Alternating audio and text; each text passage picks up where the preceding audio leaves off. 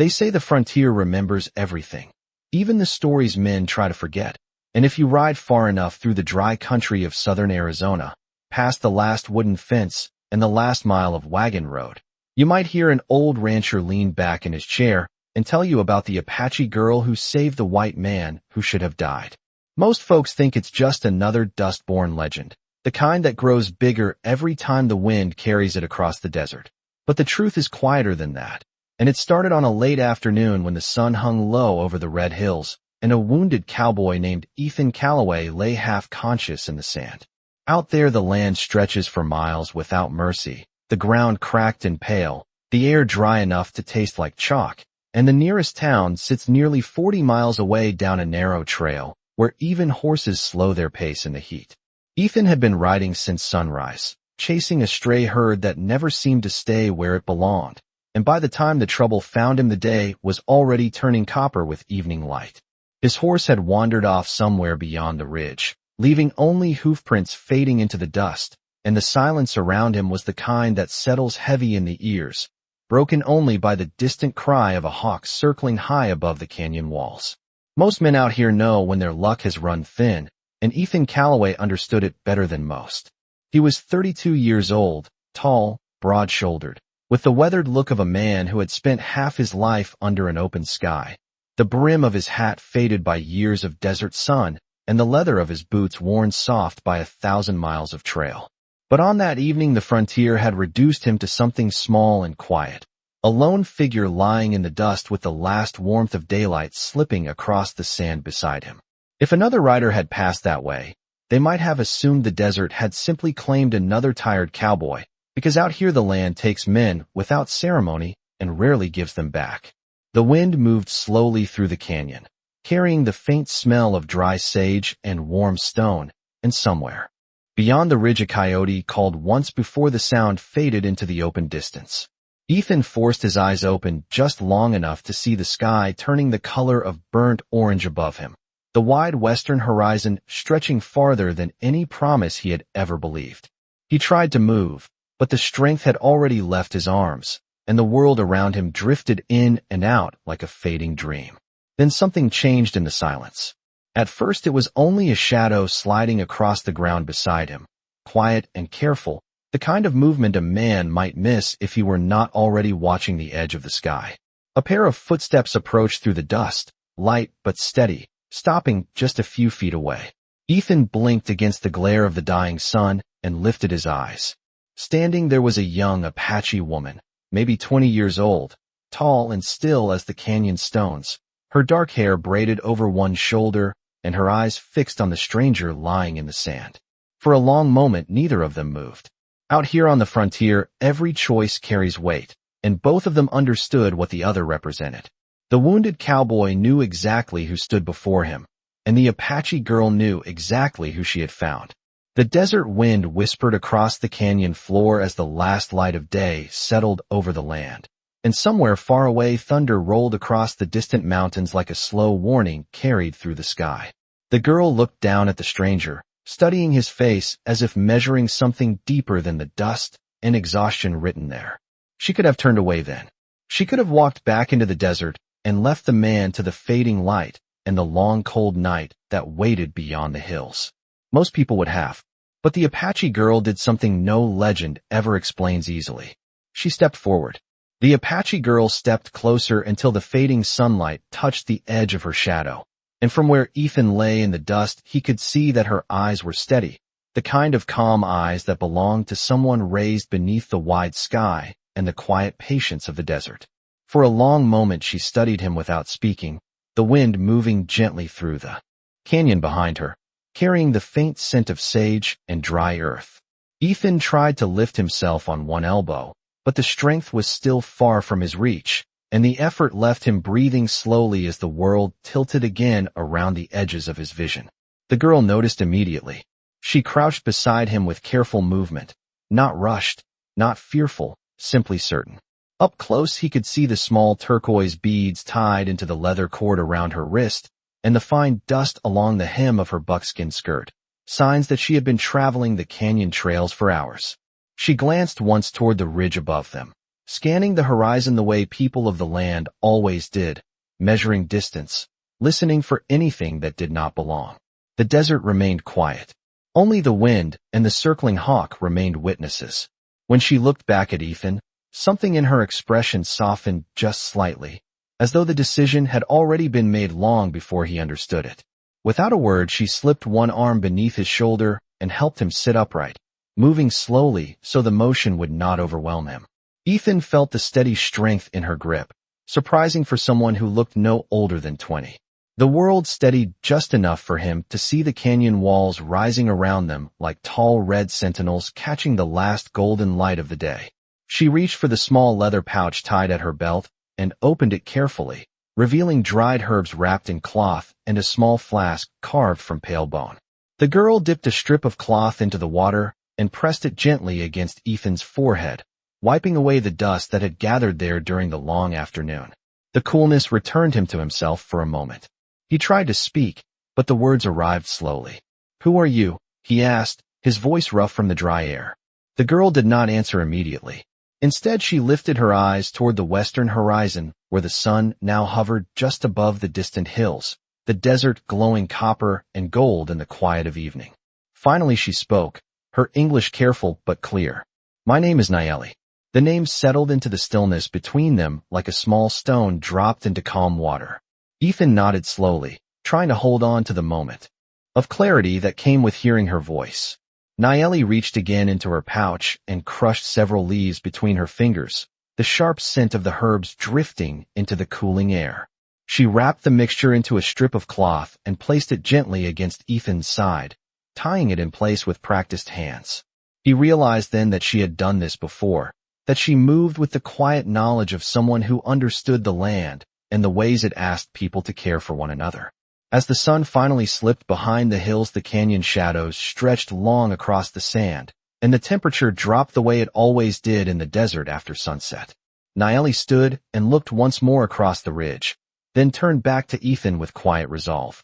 The night out here could be cold and unforgiving, and no wounded man would survive it alone beneath the open sky. She reached down and offered her hand to help him stand, her voice calm and certain as she spoke again. "You cannot stay here. Come with me." Somewhere beyond the darkening canyon, a hidden path waited that only she knew.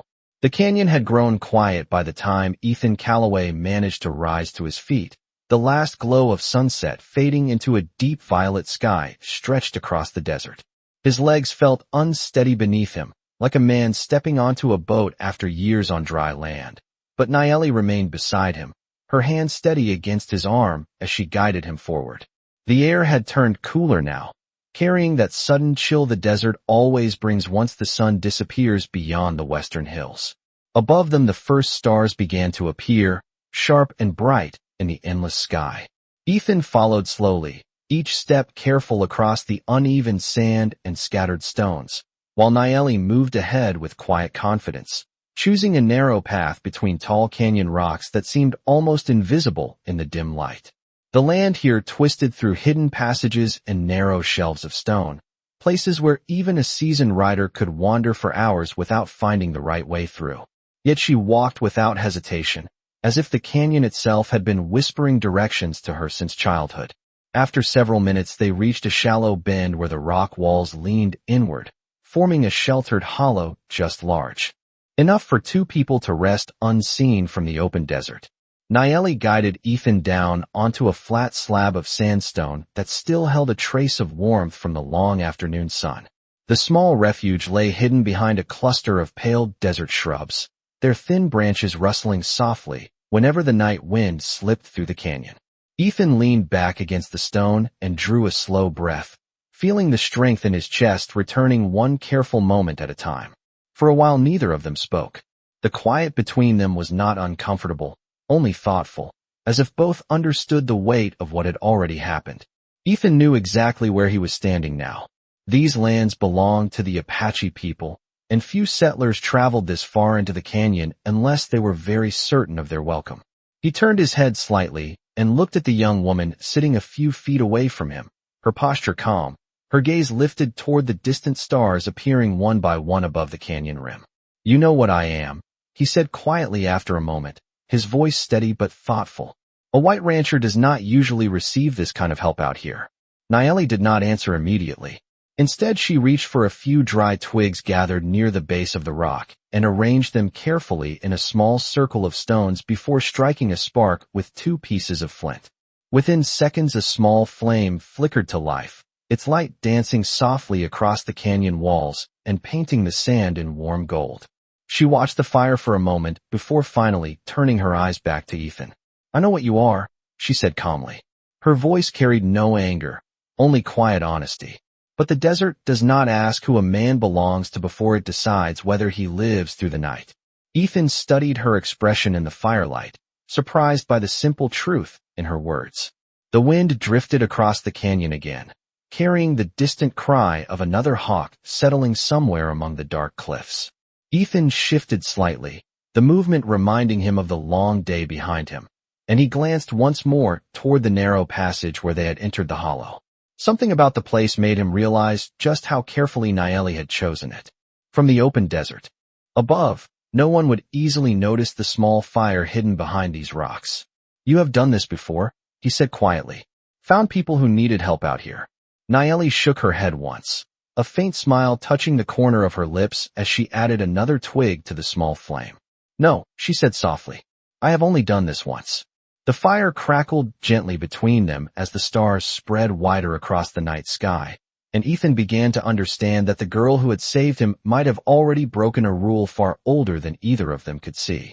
The small fire burned quietly between the stones, its warm light pushing back the darkness that had settled across the canyon, and for a while Ethan Calloway simply watched the flames move while the long day slowly released its grip on his body.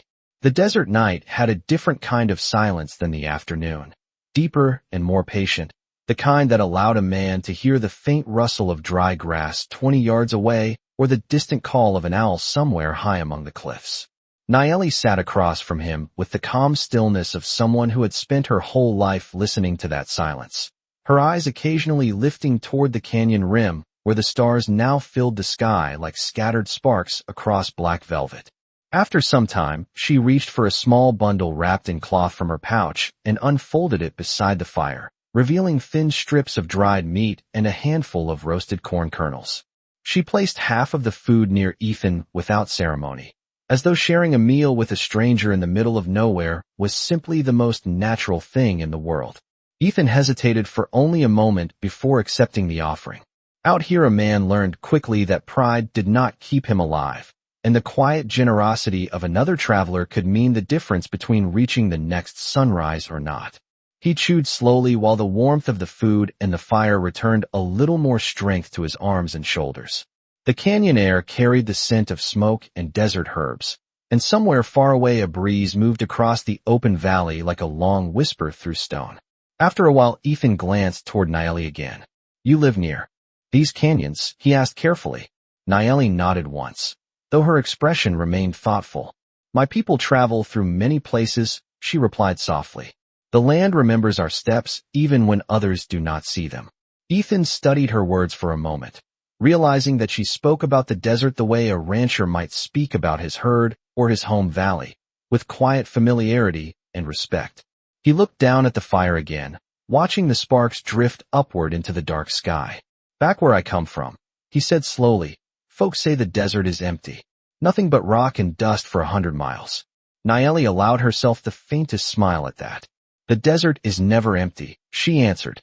"It is only quiet enough that people must learn how to listen." The wind slipped once more through the canyon, brushing the small shrubs along the rocks and stirring the firelight across the sandstone walls. Ethan leaned back slightly, feeling the steady weight of exhaustion beginning to loosen its hold on him. For the first time since the afternoon, he no longer felt like a man abandoned by the land. Instead, he felt as if he had stepped briefly into a hidden corner of it, a place where the world slowed down enough for strangers to share the same fire. After a few minutes, he reached carefully into the pocket of his worn coat and removed a small object wrapped in cloth. The fabric had faded with time, but the item inside still carried a quiet shine when he unfolded it beside the firelight. It was a narrow leather bracelet threaded with a single turquoise bead, simple but carefully crafted. Ethan held it in his hand for a moment before placing it gently on the stone between them. A friend once told me turquoise carries the color of the open sky, he said quietly. Good luck for travelers who are not sure where the trail leads. Nayeli looked down at the bracelet, and the firelight reflected softly in the blue stone. For a moment she did not move, as if understanding that the small object carried more meaning than the words around it. Then she reached forward and lifted the bracelet carefully in her fingers. The bead glimmered like a tiny piece of the night sky resting in her hand, and Ethan noticed the way her expression changed just slightly. Thoughtful and almost curious. The wind moved gently through the canyon again, and somewhere beyond the rocks the quiet desert stretched for miles under the stars, unaware that a small promise had just begun beside a fire hidden deep within the stone. The night settled deeper over the canyon as the small fire burned low, its embers glowing like scattered coals beneath the quiet sky, and Ethan Calloway felt the slow return of strength in his limbs while the desert continued its patient watch around them. Nayeli turned the turquoise bracelet gently in her fingers, the stone catching the firelight for a moment before she slid the leather band carefully around her wrist beside the beads she already wore. The color of the stone seemed almost alive against her skin, reflecting the faint blue of the distant stars above the canyon rim. Ethan noticed the way she examined it quietly, not with excitement, but with the thoughtful respect people of the land gave to small, meaningful things. The wind shifted through the narrow pass behind them, and the flames flickered, sending soft shadows across the rock walls that rose 30 feet above their hidden shelter. For a while neither of them spoke again. The silence between them had become easier now, like two travelers sharing the same trail for a short stretch of road without needing many words.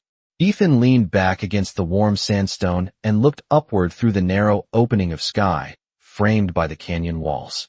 When a man spends enough nights beneath the open sky, he learns the shape of the constellations the way a rancher learns the curves of his own valley. Orion stood low along the horizon, and the bright arc of the Milky Way stretched faintly above them like a pale river drifting across the dark. After several minutes, Nayeli rose quietly and stepped a few paces toward the mouth of the hollow, her movements so light that even the gravel beneath her moccasins made little sound. She stood there listening, her head tilted slightly toward the canyon, the way someone listens for a distant horse on the trail. Ethan watched her silhouette against the starlight and realized again how carefully she measured the world around her. After a moment, she returned to the fire and knelt beside it, brushing a thin layer of sand across the remaining embers so the glow faded almost completely. Ethan raised an eyebrow in quiet curiosity. You are hiding the fire, he said softly. Nayeli nodded once. Light travels far in the desert night, she replied, sometimes farther than voices. Ethan understood the meaning behind the words, even though she did not explain it further.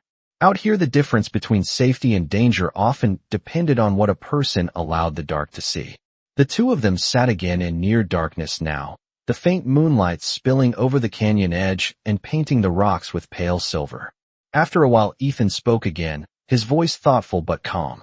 When morning comes I will head north. My ranch sits nearly 60 miles from here, near the edge of Dry Creek Valley. Nayeli looked toward him quietly. 60 miles is a long ride for someone who nearly collapsed before sunset, she said. Ethan allowed himself a small tired smile. I have made longer rides than that when the cattle decided to wander. Nayeli studied his face for a moment, weighing the confidence behind his words. Then she glanced again toward the narrow canyon path they had used earlier that evening. My people travel near these canyons during the coming days, she said slowly. It would not be wise for you to be seen here when the sun rises high. Ethan understood the warning immediately. He also understood what it meant for her to have brought him here at all. The desert wind moved through the rocks again, carrying the scent of cool stone and distant sage. For a moment the two of them simply listened to the quiet night that stretched for miles in every direction. Finally Nayeli spoke again, her voice softer than before but certain. Before the first light touches the canyon walls, I will show you a trail that leads north through the dry hills. Few riders know it, but it will bring you safely toward your valley. Ethan nodded slowly, knowing that whatever strange crossing of paths had brought them together tonight would soon end with the sunrise.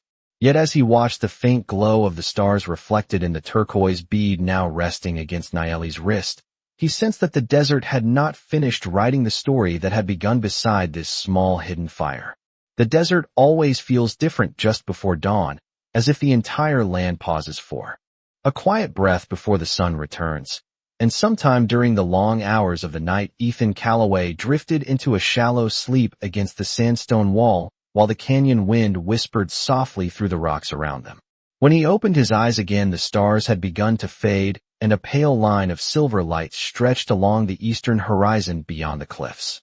For a moment, he forgot where he was. Then the faint scent of ashes and desert sage returned his memory to the hidden hollow where the night had carried them both. Nayeli was already awake.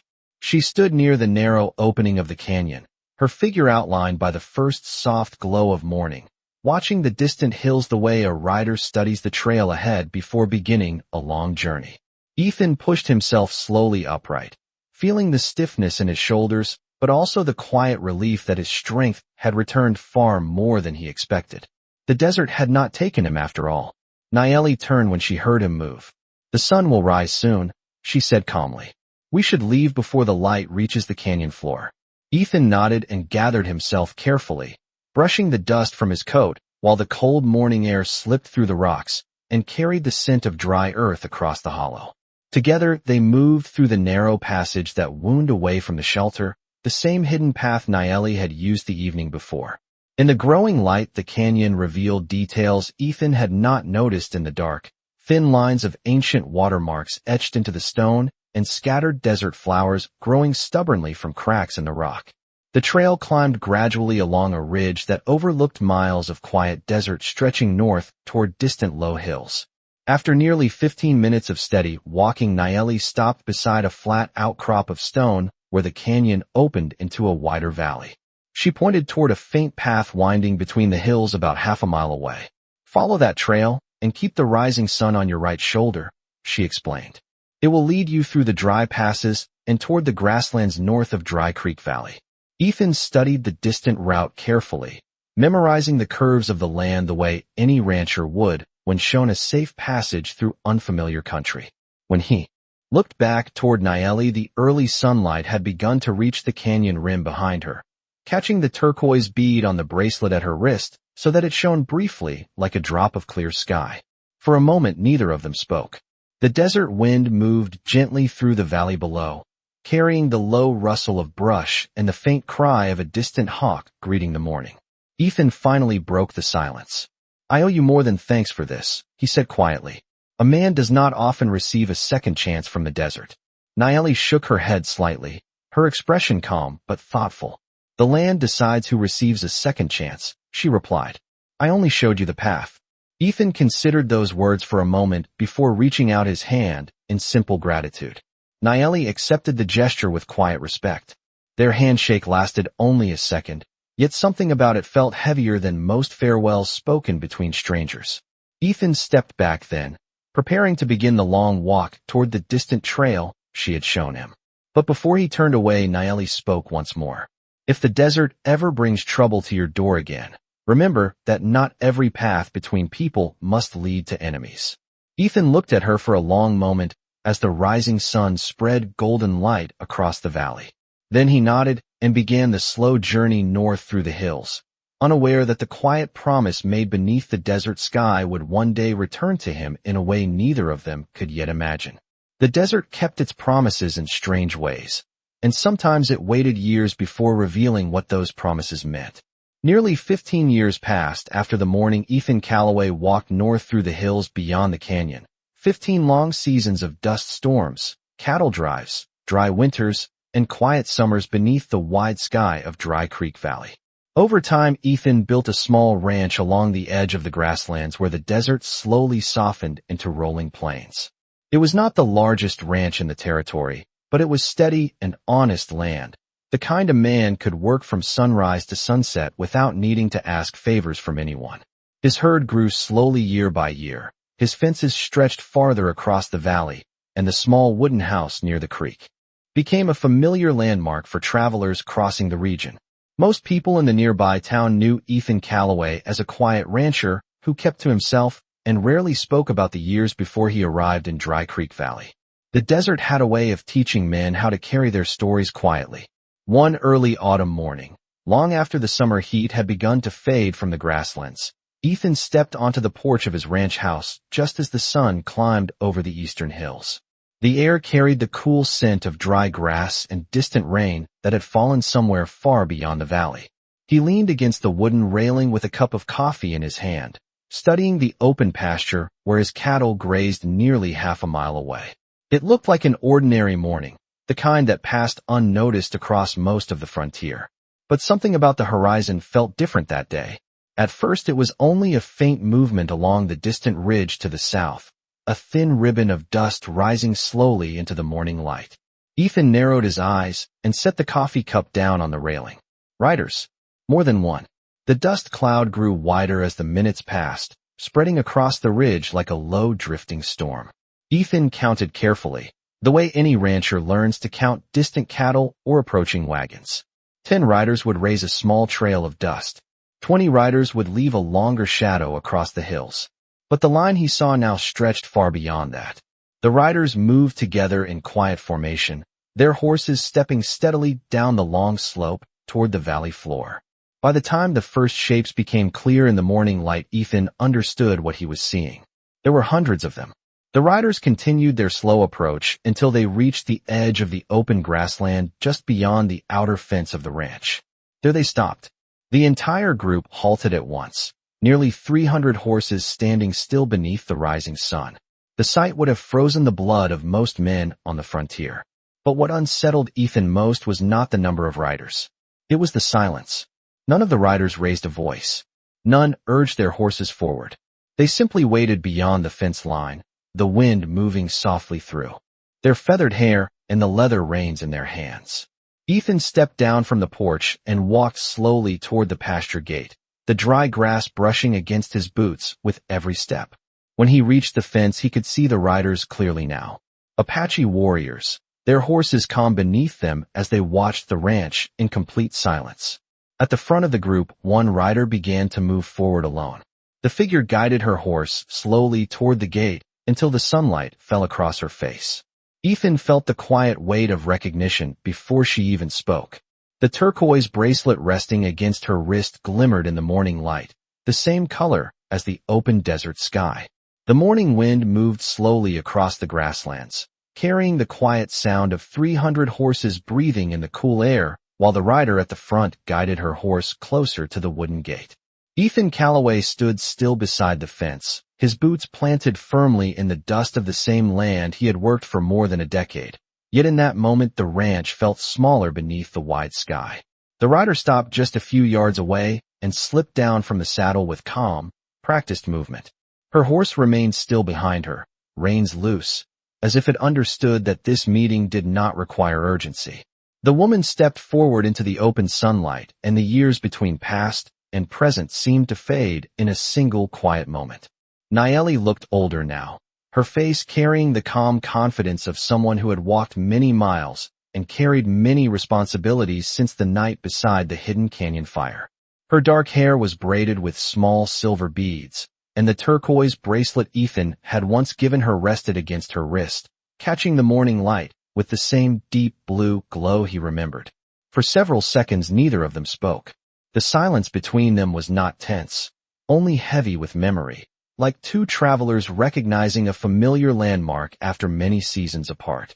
Ethan finally rested one hand against the wooden gate and studied her expression carefully. I wondered if the desert had simply imagined that night, he said quietly. Nayeli allowed the faintest smile to touch her lips as she stepped closer to the fence. The desert remembers more than people do, she replied softly. Her voice carried the same calm certainty he remembered from the canyon years earlier. Ethan glanced briefly toward the line of riders waiting across the grassland. Even from a distance he could see their quiet discipline, their horses standing steady while they watched the ranch without raising a single voice. That is a large group to bring for a simple visit, he said. Nayeli turned her head slightly and looked back toward the riders who had traveled with her. They did not come for trouble, she said. They came because the land is standing at the edge of something dangerous. Ethan raised an eyebrow at that, sensing the weight behind her words. Nayeli stepped closer to the fence and rested one hand lightly on the top rail. Beyond the valley, far to the west, new settlements had begun pushing deeper into the open territory during the past few seasons. Roads were being cut through the hills, new towns rising along the rivers, and not every group of travelers understood how to share land that had belonged to many people long before fences were built across it. The tension between the frontier and the tribes had grown slowly but steadily, like storm clouds gathering across the desert horizon. Nayeli met Ethan's eyes again and spoke carefully. My people have heard that soldiers and land agents plan to move through this valley before winter. If that happens, many lives may change in ways no one wants. Ethan listened without interrupting, understanding more clearly with every word. The riders behind her were not here to threaten his ranch. They had come because the quiet promise spoken beneath the canyon sky had not been forgotten. Nayeli lifted her wrist slightly so the turquoise bead caught the light again. Years ago you said that a traveler might one day need help finding the right path, she reminded him. Ethan looked from the bracelet back to her face. I remember, he said slowly. Nayeli nodded once. Then perhaps it is time for you to show many people the path before the desert forgets how to keep the peace. The wind moved gently through the tall grass beyond the fence as Ethan Calloway stood facing the woman who had once guided him out of the desert when his life had nearly ended beneath a fading sunset. For several seconds he said nothing, only studying the valley around them while the quiet presence of 300 riders waited across the open land.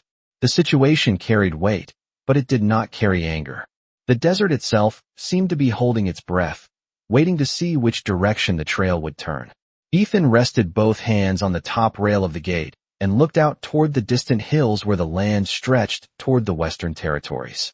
For many years he had worked this valley with steady patience, believing his days would continue in the quiet rhythm of cattle, fences, and long summer evenings beneath the wide sky.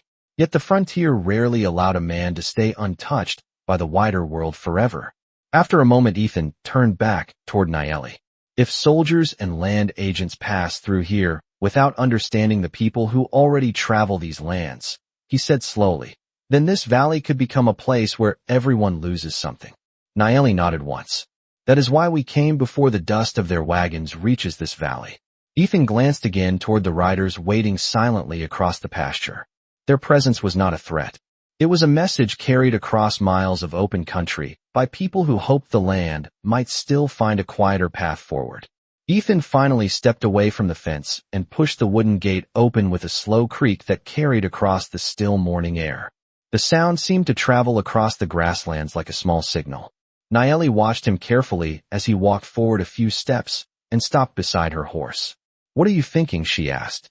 Ethan looked out toward the distant horizon and then back at her.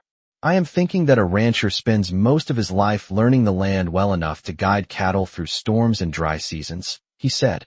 Perhaps that same knowledge can help guide people through trouble before it begins. Nayeli considered his words with quiet approval.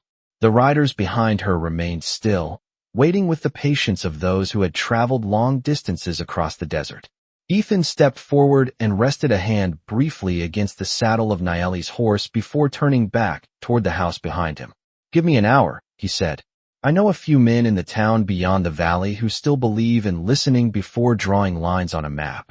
If we ride together, perhaps we can help them understand what is at stake before soldiers arrive. Nayeli followed his gaze toward the distant road that led to town.